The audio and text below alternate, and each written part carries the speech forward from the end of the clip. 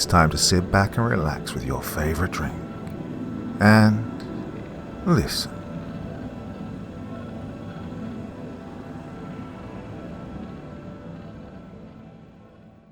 Mrs. Creeds did not kill her husband. Mrs. Creeds was a lot of things. She was a liar, she was a witch, and she was certainly up to something. But Mrs. Creeds did not kill her husband.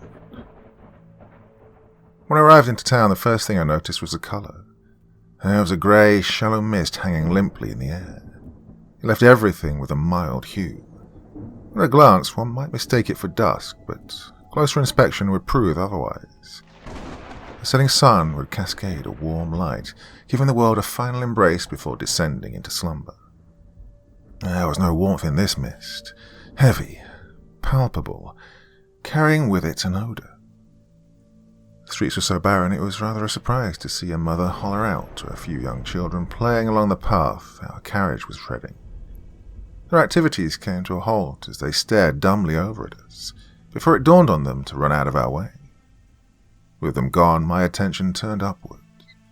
Although it was not my destination, at least not in the present time, I could not help but stare.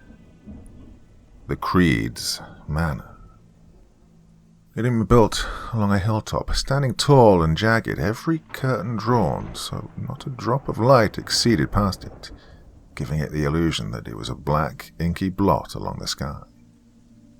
As the noon sun continued its journey, it lowered more and more behind the house. The idea that the house itself was swallowing the sun crossed my mind. I realized how ridiculous the imagery seemed, but there was an energy around which was difficult to be described. As if the land's only purpose was to have been created for this one house, and now the town's only purpose was to aid in this charade. I arrived at my destination, paid my tab for the ride, and then turned to knock on the door. A man in his mid-20s opened, the scent of the town dissipating with that of tobacco and whiskey. I saw his forehead before his face as he stared at his shoes while opening both hands against either side of the doorframe, balancing himself. When he looked up at me, the man went from tired to dishevelled. I knew this reaction had very little to do with my arrival. "Can I, help you?" "I'm here for the case. You wrote to me." He nodded and cleared his throat in a hurried manner. He brushed off his clothes and stood up straight. "Oh, thank you for your time, Mr." Yes, Mr. is fine," I answered shortly. This caught him off guard. There was a pause before he added, "That's not what I know what you meant, but we may as well get assumptions out of the way, just as I assume you meant for my surname. Shadows." "Shadows, very well, very well." He took out a cigar, made an offer to me, as though by means of apology, but I promptly declined. He then led me down the foyer into the sitting room. I placed my coat and hat on a hanger in the corner before taking a seat opposite his desk, making myself comfortable. He scrambled through a number of papers, searching without purpose, before wandering behind me to inspect the dresser. It was then I noticed that I had been seated in the centre of the room. Even when he returned to my line of sight, my back felt very exposed. Finally, he began his pitch. The Creeds family is an odd one of sorts." "Odd how?" I thought about that tall, inky house which seemed to eat the sun. I knew I should get the whole story before making conclusions. That was my job, after all. I know more than most how shallow it is to judge solely on appearance.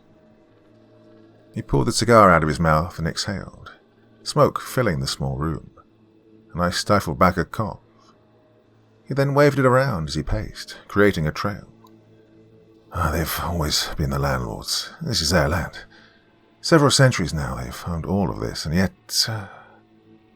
A long drag. No one can ever recall seeing any member of this family, except the spouses who are imported. Imported? They claim it's for class. Nobles marrying other nobles, you see. And you don't believe this? He shook his head, snuffing out his cigar and taking a seat at his desk. Well, it's not as though we're lacking in other well-off families, and even so, there are closer neighbours. But this family, they import from whole other countries. I nod, taking a mental note. It was hardly an unusual tactic, though, still worth recognition. That wasn't the centre of my concentration, however. What more can you tell me about the spouses? He shrugged. Usually wives, occasionally husbands.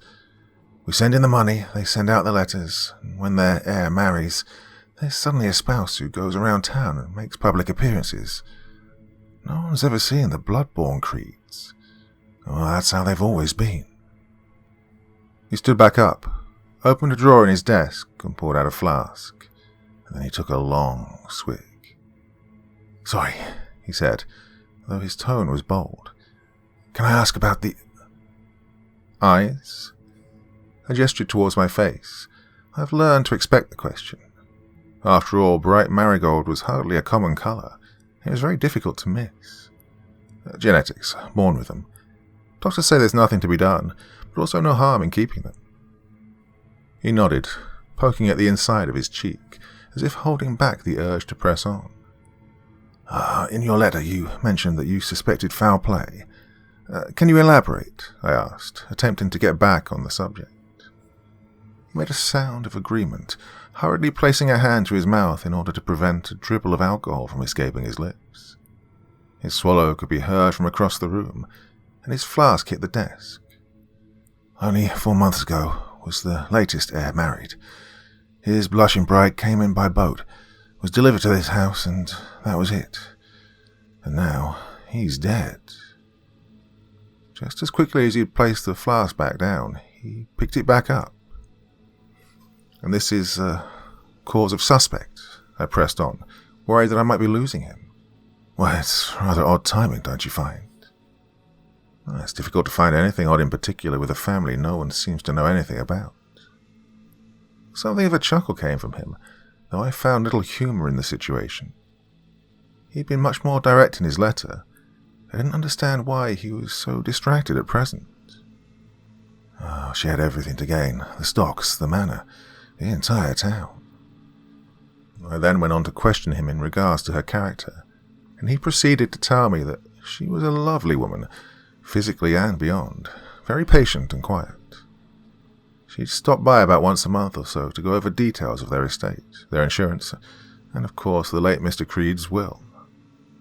Whenever he asked about the health of her husband, she'd always reply with a sigh and a glittering twinkle in her eye before reporting that all was well.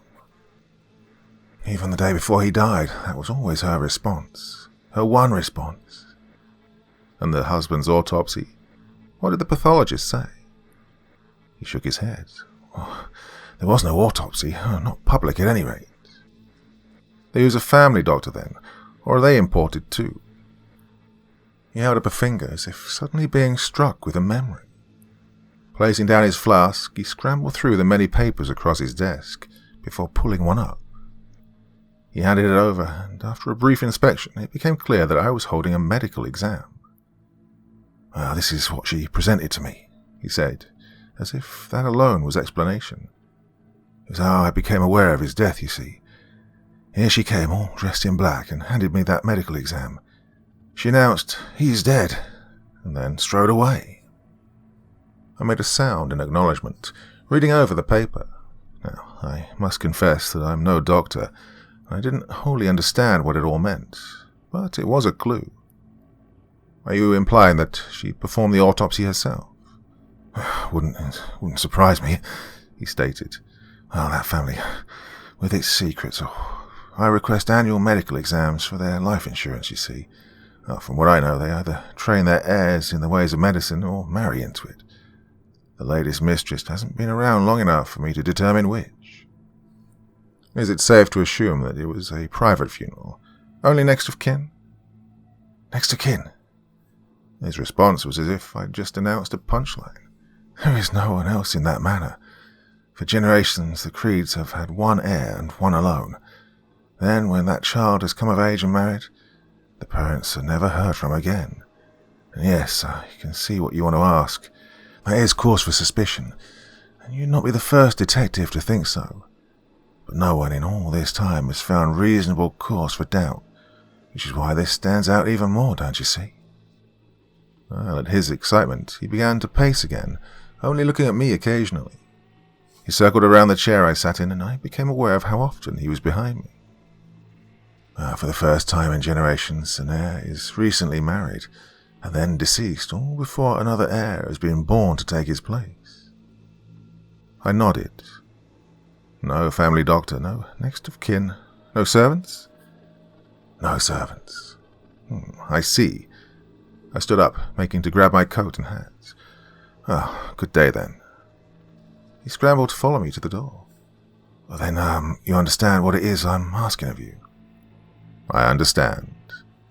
So off I was, to the Creeds Manor. I did not hail for a cab this time. I doubted I could catch one, but more than that, I wanted to gain a better inspection of the town, while thinking over my tactics and the information I'd been given. The husband and wife, alone in a giant manor, with all the power and money to control the town. It was difficult to look at those facts with an unbiased opinion, but they were, at the end of the day, circumstantial. I couldn't let circumstances cloud my judgment again. I knew all too well the consequences of that. Even now I can still hear her. No, I cannot think like that. New life, new me. I'll solve this case. That is, if there's a case to be solved. But it occurred to me then, did the town know what was going on? Were they aware that their landlord was now deceased? Did the family's attorney have any reason to make this knowledge public? And did they understand who I was and why I had arrived? At this moment I realized how close to the manor I'd become. It seemed to loom over as I approached, staring down at me. I recalled a time in my youth when I'd been camping and had spent a morning washing my face in the nearby swamp. Upon wiping the waters off of my brow, I became aware of another presence. A pile of rocks in the distance began to float in my direction, until I saw an alligator. Well, simple surroundings, maybe not the best of times, but certainly humble, suddenly made menacing by just the addition of a vicious predator. Well, I still think of it to this day. What might have happened if I hadn't seen the truth sooner? Well, the closer I reached the manor, the more its inky blackness began to take form, till I could see every crack in the windows, every moss in the bricks. The shallow form which towered over the town and ate its sunlight was nothing more than a house. Its door stood high above me, ornate patterns faded to time, now only emphasizing the lack of care over the years. I knocked. Mrs. Creeds opened up to me. Part 2. Mrs. Creeds had Eastern features, with high cheekbones and jet black hair, which at some point had been tied back in an elaborate style, but now hung in strands around her shoulders.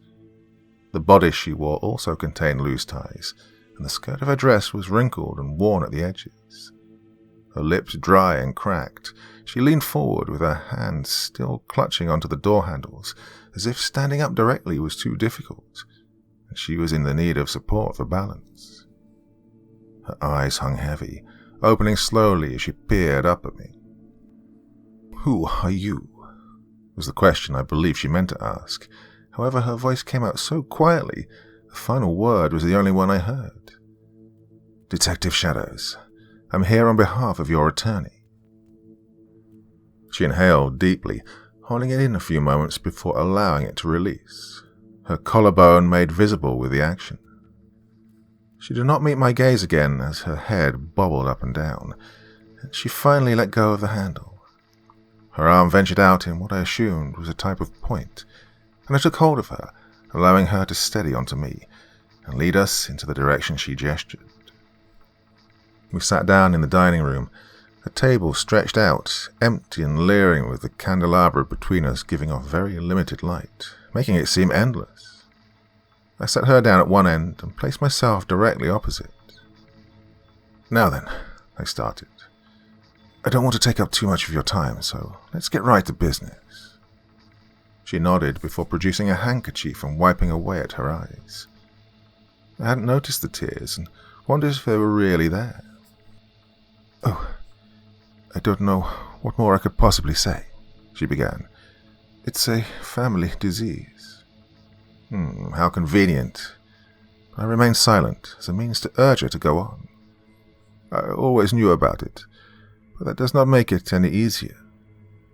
She dabbed again at her eyes. "He was always so kind, you know. Such a kind soul." "I understand," I said, keeping my tone calm and quiet. "How long were the two of you married?" "A year." The first slip. I feigned a look of surprise. "Excuse me, madam, but your attorney, he says you've only arrived just 4 months ago." Her face lit up at that, more alert. The tiniest glint of a frown hovered above her brow. It was obvious she was beginning to suspect my reason for being there. "Sir," she started, slowly and deliberately, "I arrived 4 months ago, yes, but my late husband pursued me long before that. The Creeds family does not marry at random." This time she sat up and dragged her fingers through her hair, as if finally aware of how disheveled her appearance was. "It takes a certain type of person to be married into this family." I began to see who this woman was, who she might still be. It would take more than grieving, false or real, to erase the generations' worth of pride instilled in a wealthy bloodline like this. "And you fit that qualification." I wanted to ask if medical expertise had been a part of that, but she answered me all too quickly. "Well, naturally." Her eyes darted, and I felt a twinge of hesitance then. "We were legally married overseas in my own country. He returned to attend to his affairs, and I came along afterward." I nodded. Well, it would be impossible to confirm with anyone else in the village. "Was it a small ceremony, or did you have a wedding?" The tongue poked through and she ran it across her lower lip, no longer maintaining eye contact with me. She sighed deeply. "It was a wedding." Her hands clenched the handkerchief. She gazed out across the room, but she wasn't looking at her house. She saw this memory play out before her. I knew he didn't want one, but then he insisted. He knew how much I wanted it. Oh, he was so thoughtful. She burst into tears. "Well, I've seen many liars in my day. Once I questioned a woman claiming her child had drowned in the pond, all while her own feet and hands were still caked with mud. The tragedy of the situation, how they were taken too soon, it wasn't fair, could not be real. People who cry their hearts out over the death of a loved one only to turn bone dry when the life insurance pays out. But would a liar understand the nuance of crying at a happy memory? It was at that moment when I peered around. This wasn't the first manor I'd ever been in, but the proportions seemed off. Every ceiling was raised so high, it had to be impossible for a second story to exist. There were no doorways between rooms, but the absence of a wall where one should be. The walls themselves contained no color, only a deep, rich black, or at least it appeared that way. The only form of light was a small spattering of candles and a few skylights. And there were statues everywhere. I looked back at her. Perhaps it was her clothing, how it matched the drapes along the walls, or the curl of her back matching the menace of the statues around us, or even her melancholy spirit, but I knew this woman belonged here. I also knew that I was not going to receive any further information from her while she continued to cry about as she did. "May I have a tour of your unique home?" Rather than give a simple response, she uncurled her body and made a grand gesture, spreading her arms out wide, twisting slightly from side to side, indicating to the walls around us. I stood and gave a slight bow as she returned to her handkerchief. I made a grab for a nearby candle, and around the corner I turned. As I entered the next room, the first thing which caught my attention was a large portrait of Mrs. Creeds above the fireplace.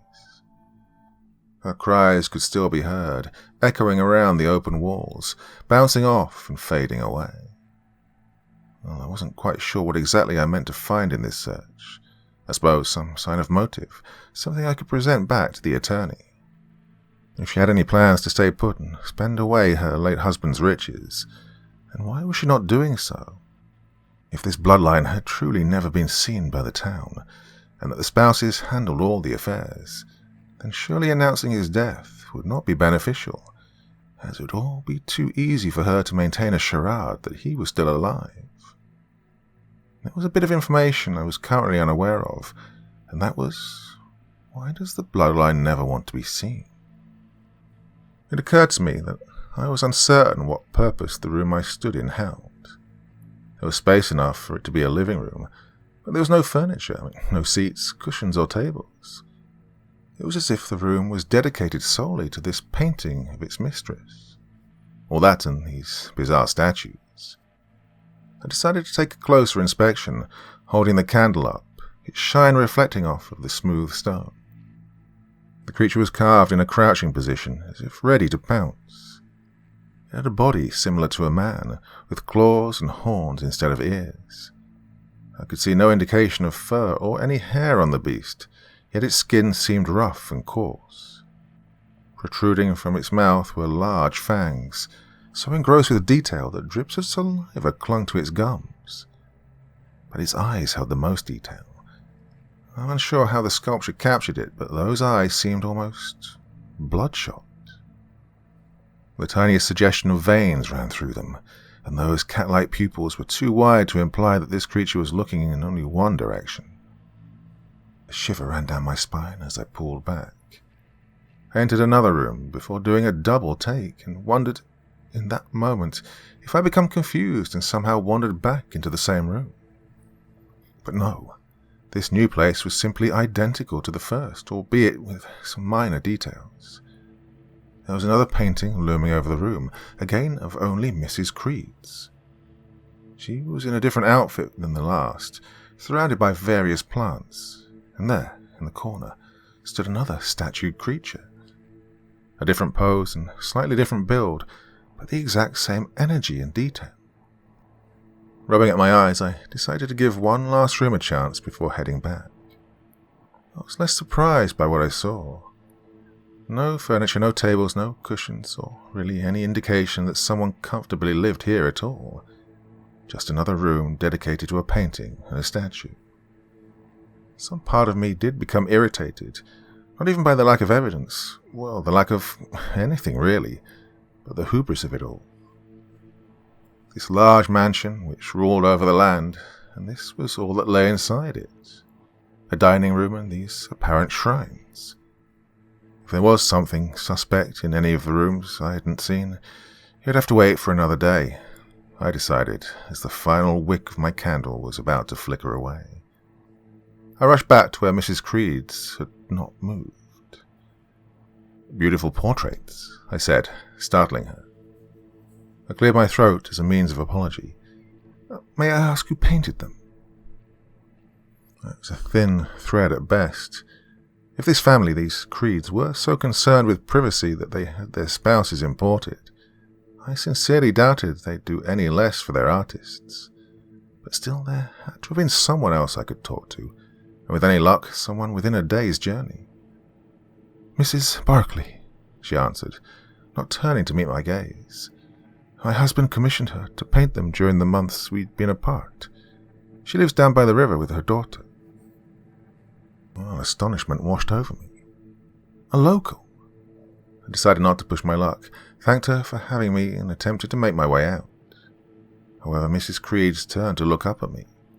Her head tilted slightly, and her stare burned into me. It was as if, for the first time since I'd arrived, she was truly seeing me. Her lips curled. "What did you say your name was?" Her jaw barely moved as she spoke the words, and they came out slow and syrupy. I gulped. She had yet to blink. In that moment I was back in that swamp. Sweat dripped down my neck, and I saw that predator leer in at me. I'd waited there long, too long, allowed far too much time for this creature to make its way over to me, until finally the instincts to run kicked in. Shadows, I answered, seeing no alternative. She did not nod or make any sounds of acknowledgement. She simply pressed her lips together and tightened that unwavering grin. Lovely name, she replied at last. Lovely eyes. I saw myself out.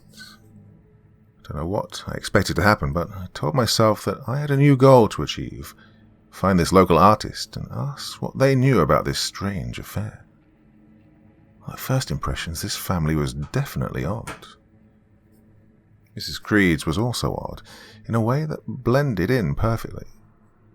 I thought over our conversation and realized with disappointment just how little I'd been able to collect. All she'd really mentioned was her husband and her wedding. She wore her qualifications into this family like a badge of honor. Something didn't fit, though. If ever there had been a situation made perfectly for a homicidal spouse, it would be this setup. Had she announced his death in order to move everything into her name? But why invite the suspect? There weren't even any servants in the house to go about town spreading rumors. Mrs. Creed's was alone, surrounded by paintings of herself and those horrible statues. The statues.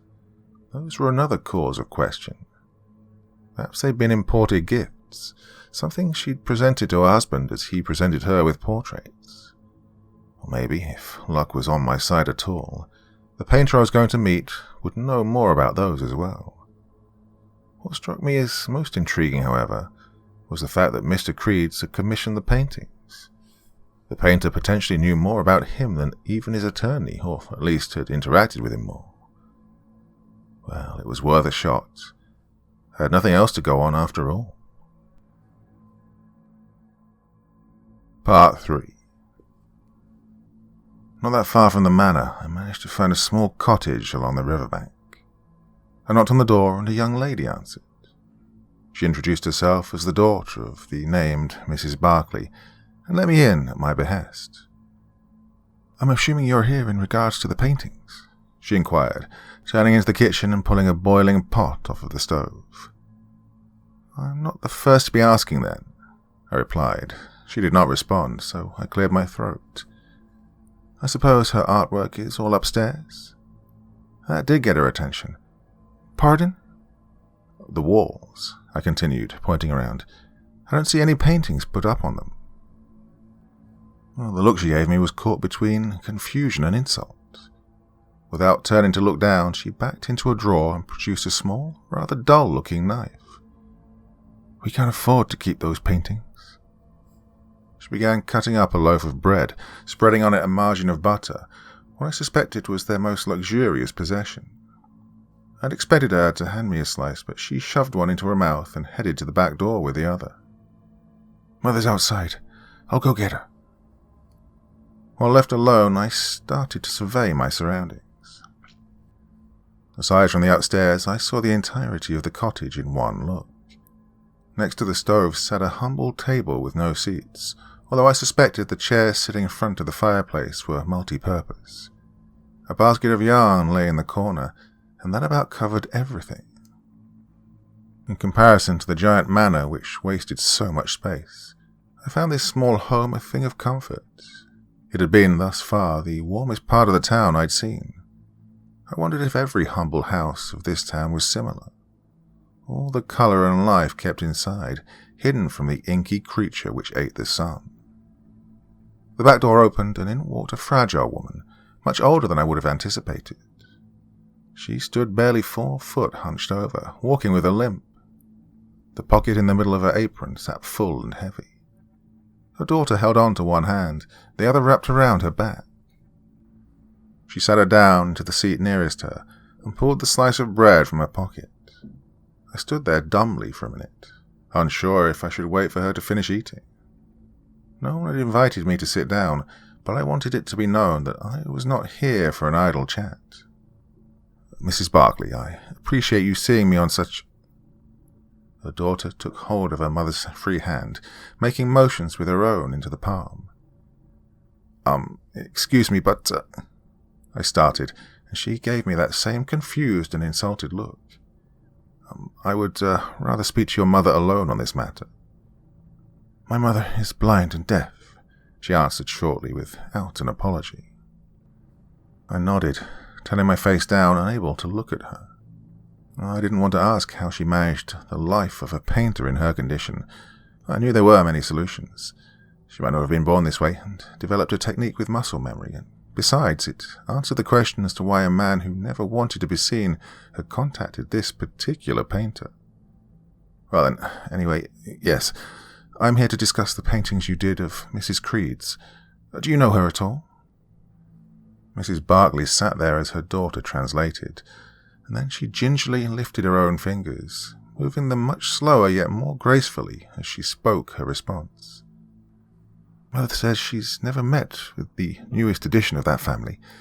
Mr. Creeds wrote her description in great detail, and my mother was able to satisfy his request." I nodded. "It is to my understanding that the Creeds' bloodline allows their spouses to perform many public duties. I'm interested to know what the interactions with Mr. Creeds entailed." A scoff escaped from the daughter, the first time I saw a smile on her face. "Sir, you truly overestimate—" But she stopped, looking down at her mother, as did I. She moved her hands around, weaving a story. She says," the daughter started, "that it was very foolish of him to have unapproved contact with the outside world, but he so desperately missed his wife that it could not be helped, and now he's paid the consequences for it." "What are you saying?" I asked, choosing my words carefully. "That he died simply from speaking with you?" "The Creed's bloodline don't leave that house," the daughter said, speaking in general and not as translation for her mother. "But Mrs. Creed said that they were married in her country." "Yes, but that was approved contact. They were inviting an already trusted family into theirs." I paused, unsure of how to proceed. This all made very little sense to me, but everyone was discussing it as though it was a natural occurrence.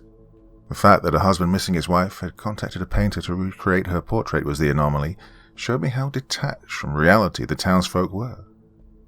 But why? Why does that bloodline never want to be seen? Well, I asked as much, and the daughter shrugged, mumbled a word or two about a curse, and left it at that. It was curious to me how open she'd been to stating the terms of the situation without understanding the reasoning behind it, which was something we had in common.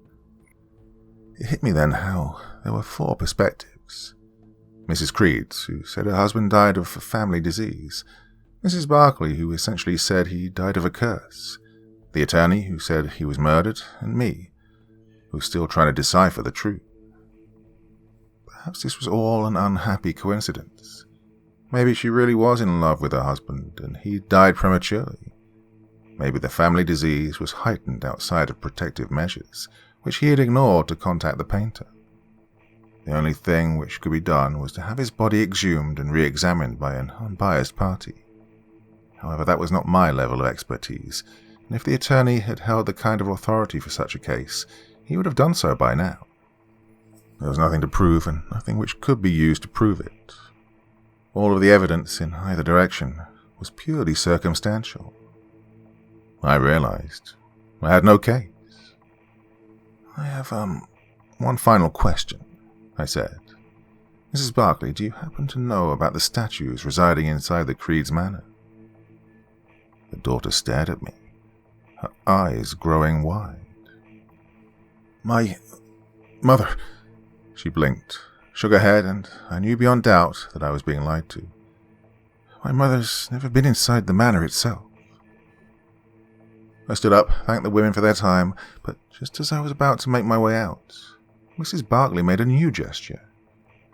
She flicked at her chin with her pointer finger and thumb, then brought up one hand and let the other move under it. She repeated this action insistently. "What's she saying?" I asked. "She says," the daughter responded, sounding as confused as I was, "shadows." The answer caught me off guard. I tried to think back to our conversation earlier, and remembered how my introduction had been cut off. "How does she know my name?" Mrs. Barclay repeated her actions. "Oh, she wants you to beware of the shadows." I stared back at her, as if the answers lied in her eyes, and maybe they did. How they burrowed into me, freezing me in my place despite not actually being able to see me. Heat began to rise along the back of my neck, causing my hairs to flare up and sweat to drop. I swallowed hard, but felt nothing in my throat and forced back a cough, thinking briefly that maybe the sound would break this spell. But still, she repeated her actions. "So then, you have nothing," the attorney protested. He had a drink out on his desk and stopped midway through his pour as I explained to him my findings. "The only evidence that she is guilty is your own insistence of her being so," I answered. "Whatever secrets this family may be hiding, it's going to take more than one detective to solve it. We need probable cause, more than just poor timing on the mistress's behalf. Unless there's further evidence of a crime, I must return to other cases." "You've already been paid," he insisted, spilling a bit of his drink as he spun around to face me. A candle on the side table flickered from the gesture, and I became acutely aware of its position. "A mistake on your part, sir," I said with as little menace as possible. Well, he obviously was not impressed. "How about we change the terms of the case?" "The terms?" I was confused, but also intrigued. Not with whatever dealings this man had planned, but with the town itself. I was too unsatisfied with this lack of an answer. "So, let's assume that you're right," he went on. "Let's say she didn't kill her husband. What remains a mystery still is, well, how did he die?" "Family disease," I answered automatically. "She told me so. I mean, you saw her autopsy." "Yes, but what does that entail?" His eyes began to light up. "No one has ever seen the bloodline of the Creeds. What is this family disease that gives them all an untimely death?" Well, I nodded my head in agreement, certain my own eyes shared that glimmer. Discovering that would require the exhuming of his body. We'd have to determine the exact cause before going forth. "The family graveyard," he declared. "It stretches behind their property. It's guarded from the outside, but if you go to call on the mistress, you should be able to go in, Thompson." "Pardon?" "That's his name, late Mr. Creeds. He took a swig of his drink then. I'm sure his grave will be furthest from the house. Recent descendants are, you see." I stared at him, a bit unbelieving at how quickly he'd jumped onto the idea of exhuming a deceased client. It was then I began to wonder, what did he have to gain from the mistress being guilty? After all, there were no heirs, no next of kin. If she was disowned from the family name, what became of this estate? Now there may yet be a case to solve. May I ask something?" He seemed genuinely put off by my interruption. "This family, so many secrets. They don't even have a family doctor. They just train their own heirs. They import their spouses. How is it that you've become so involved with them? How do you know the inner workings of their house? In fact, how is it that I have been able to, He raised a hand to silence me. "Solve it, and I'll consider our contract complete." And so, I returned to the manor. I knocked, but there came no answer. Cautiously, I knocked again and waited. With the enormous size of the house, I wondered if she were located where she couldn't hear me. I stood there, wondering over the details. I won't lie, part of me was hoping for something. It sounds terrible, but to hope that someone had been murdered. In my position, this whole trip would have been a colossal waste of time if there was no case. However, it was unfair to keep thinking that way. A man had died of mysterious circumstances. It was up to me to ensure no foul play was at hand. Either Mrs. Creeds was innocent or guilty. The same goes for their attorney, and, if it came down to it, Mrs. Barclay. A voice rang out, not one of panic, but one of contentment. It was singing. I followed the sweet lullaby spilling over like the smell of the town. It led me to the back of the manor where I indeed saw the family graveyard, spread out along the downside of the hill. Next to that, however, stood a smaller structure. Its glass walls allowed every speck of sunlight to infiltrate its inner works. And there, I saw her, dancing around. I approached the greenhouse, made uneasy by the fact that I had to cross paths with the graveyard in order to get there. For a family who produced one heir a generation, there were a bountiful amount of graves. How ancient was this bloodline? Before reaching my destination, I saw it, protruding right at my feet, a brand new gravestone, with the words etched into it. Thompson. But the attorney had assured me he'd be lying much further down the hill than this. Surely such a name was commonplace, especially with a family as secluded as this, unless his grieving widow had placed him as close to the manor as she possibly could. I decided to leave that question for later. At last, I reached the greenhouse, and rather than knock on the door itself, I knocked along the wall where Mrs. Creeds was closest to. She gasped at the sight of me, but then she smiled. The widow approached the door, opening it for me. "It's you again," she exclaimed, her tone as light and playful as the song she'd been singing. She gestured. Come inside." I did as she requested, attempting to keep my shock from becoming obvious. I wanted to dive directly into the reasons for my visit, to keep it as short as possible, but I knew I had to lead into it. I couldn't risk turning her off and shutting down. "What a lovely garden you have," I ventured. "I must say I've never seen plants like this." It was the truth. "No, you wouldn't," she answered, her tone still light and airy. "They are from my hometown. They came along the ship with me." "So, you're a botanist?" Mrs. Creed shrugged. "In a way, I do love plants. They're so useful. So many purposes and functions, so many special properties." "Did the greenhouse exist before your arrival, or was it made especially for you?" Well, this seemed to give her pause. I'd thought it an innocent question enough, but her suspicions had been raised nonetheless. Her good mood had been stilted ever so slightly. Still, she went along, explaining that the structure had been here long before her time, and that she'd only brought the plants with her. Since she had yet to shove me out, I decided to push my luck. "Mrs. Creeds," I started. She did not look at me, but rather tended to a nearby flower. From the table, she raised a pair of shears and began to cut off the rotted parts of her plant. "I know from your attorney that you performed your husband's autopsy.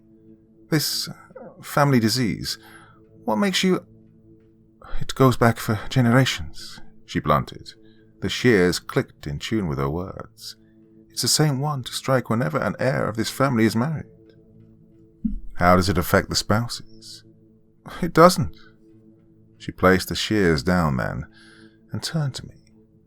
"They die of a broken heart. How can one hope to live in this world without their soulmate?" Well, I stared at her, but she had that faraway gaze again. "I never had anyone understand me the way that Thompson did. It was as if I had only been half of myself, and he is what made me whole. I am more myself with him than I am alone." I nodded, watching her talk more to herself than me. "Oh, you seem to be in much higher spirits than when I last saw you." "Oh, yes," she said, coming back to the present. I cleared my throat, unsure of how to segue into my questions. "Look, I don't mean to upset you, but the attorney has a few questions regarding the death of your husband." "Yes, I had figured as much," she interrupted, returning to pruning her plant. "I wondered how he'd react to my suddenness. I can't say I blame him. However, the circumstances are quite suspicious, wouldn't you agree? I was going to leave well enough alone, but if he's making a move as to involve someone else, then I had better proceed with caution. I think it would be best for you to see my husband." Well, I felt my jaw go slack at her words. Was she being serious? No, there was no way. Her actions and manner could not have been more opposite than yesterday. What had happened during that time to cause such a reaction? Unless she wants me to figure out what was going on, but I wasn't moving quick enough, so she's given me a clue. She doesn't think I can solve this. She was toying with me. I appreciate the offer, I managed to say. I hope you understand, given the circumstances, it would be best for an unbiased third party to come and give your husband another autopsy. I can arrange... Her chuckle at that moment took me by complete surprise. It had not even been a loud chuckle, but it was still the last thing I'd expected to come from her. "He is not dead," she exclaimed, waving her hand as if I were a child asking if fairy tales were real. "It's only temporary. He shall be back." I paused, unable to speak. How delusional was this woman? "Mrs. Creeds, what do you mean?" "Just as I said."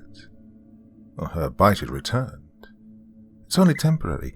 You should not have risked getting those paintings. You can't blame two people in love, though. He will be back. Then you can ask him for yourself what had happened." "Are you saying you misdiagnosed him in your autopsy? Is that his grave which protrudes the cemetery out there?" "I dug him that grave myself, and he lies in there still, but only for a little while longer, thanks to you." Her last statement bothered me, but I had no intention of showing it. I took notice of what exactly she was doing. The plant which she'd been tending to lay in pieces within a bowl, and she was adding in others, mashing them together, stirring around the contents. "So you're saying that your husband is lying within a coffin beneath the earth? If, for example, I were to dig him up right now, I'd find his corpse within it." "If you must, go right ahead. It would save me the trouble of digging him up later." She did not look away from her work as she said this.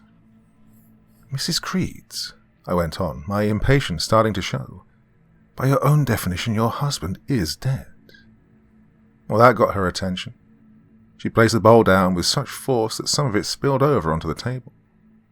She turned, but approached slowly, as if allowing me time to rethink my words before she reached me. "Mr. Shadows," she said in a low tone, "no one ever truly dies around here." Well, I did not stay after that.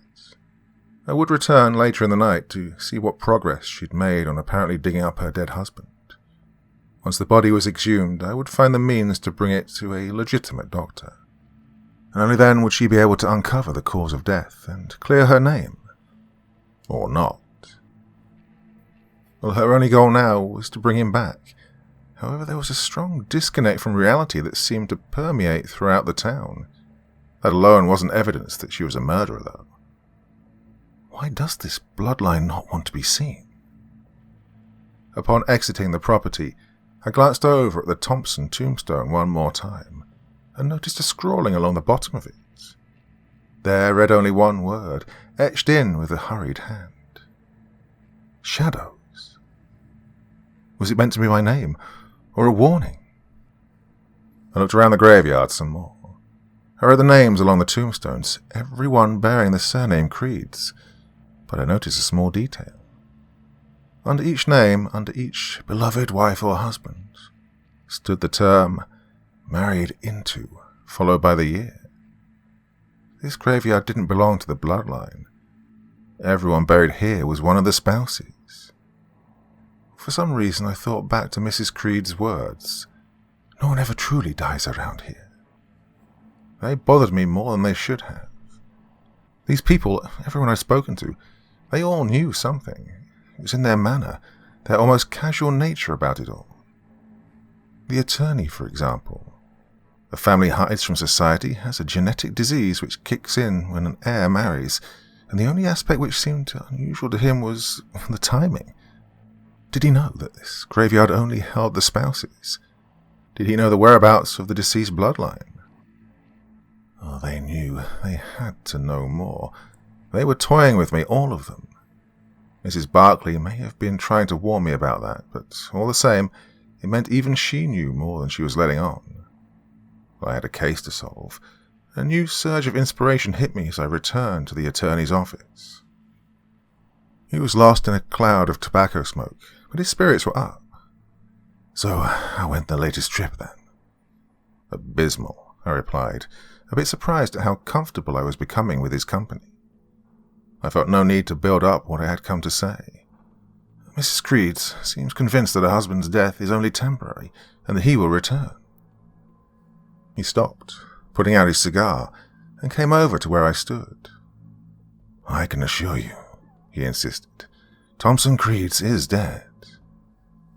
How can you possibly assure me of anything? I demanded, standing up, facing him in the eye. All you've been able to give me is an unreliable autopsy and suspicions because there are no other leads. I'm going to ask you something, and I will not leave until it's answered. He paused, before finally nodding and allowing me to proceed. What do you stand to gain in all of this? I asked. What does it matter if Mrs. Creeds killed Mr. Creeds? Do you intend to lock her away? This powerful family could be collapsing right in front of you, and rather than do anything concrete, you seem to be more interested in allowing it to proceed. Why? He took in a deep breath and exhaled slowly.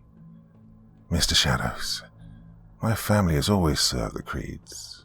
It's always been this way. They rule and we serve.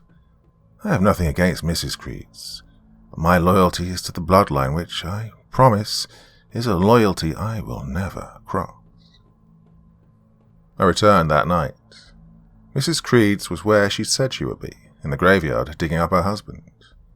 She had made a considerable way. I only caught the top end of her shovel as she flung dirt from over her shoulder.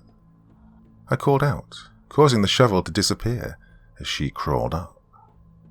She didn't look even remotely surprised at my presence, even though my manner was far more aggressive. She simply pulled herself from the grave and allowed me to approach. You are hiding something, I accused, all pretense of professionalism leaving me.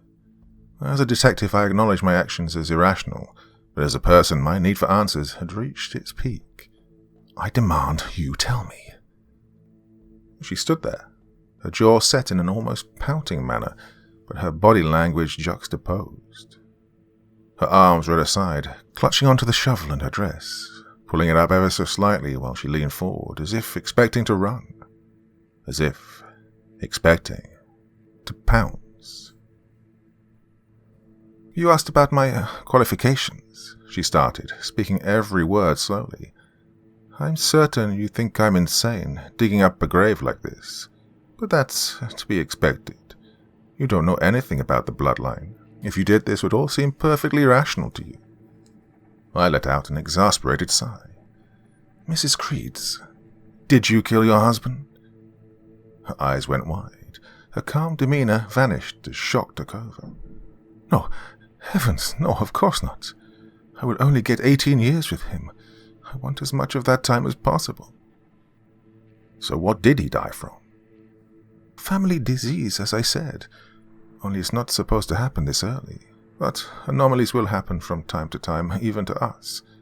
As long as it can be rectified. That's why I had called upon the attorney. I knew he would contact someone from the outside. Contact?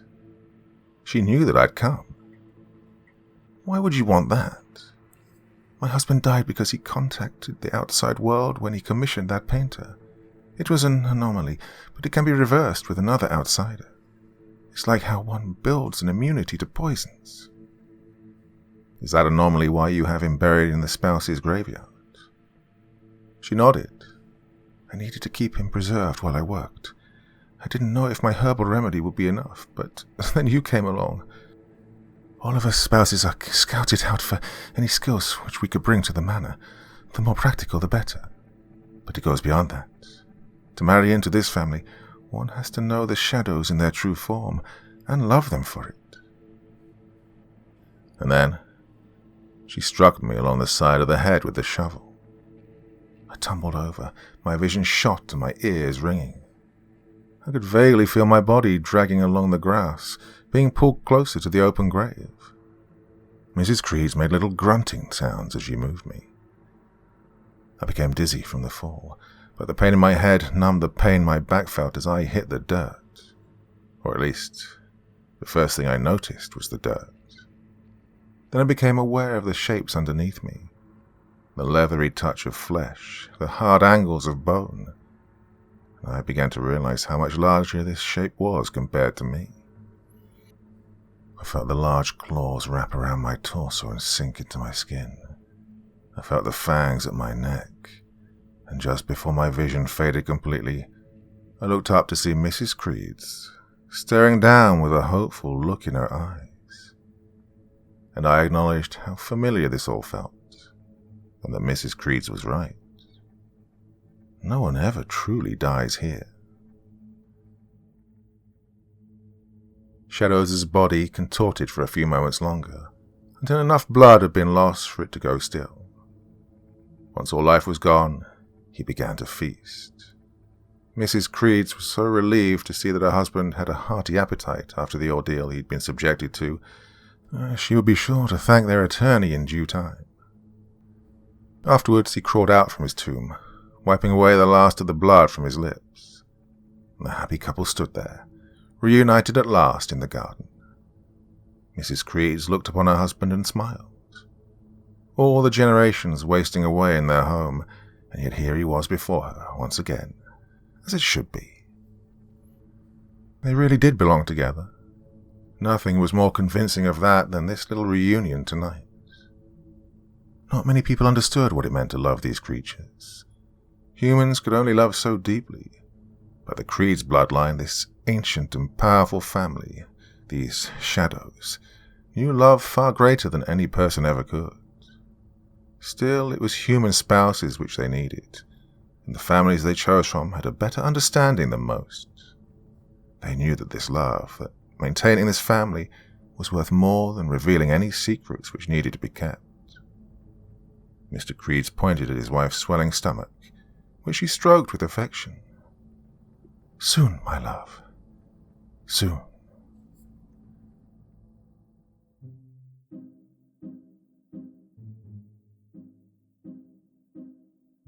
Okay, what the hell was that about? Oh, that was a really weird, old-school, Gothic-styled horror story. I haven't done one like that in quite a long time, so delighted to be back to that subgenre of horror. What did you think? Thoughts, feelings, anything else you want to say in the comments section below the video? And as ever, I'll do my best to join in the conversation. Well, that is it for your Monday evening's entertainment. Back again with something else really special on Wednesday. Another hour-long story, I think. So until then, my dear friends, very, very sweet dreams, and bye-bye.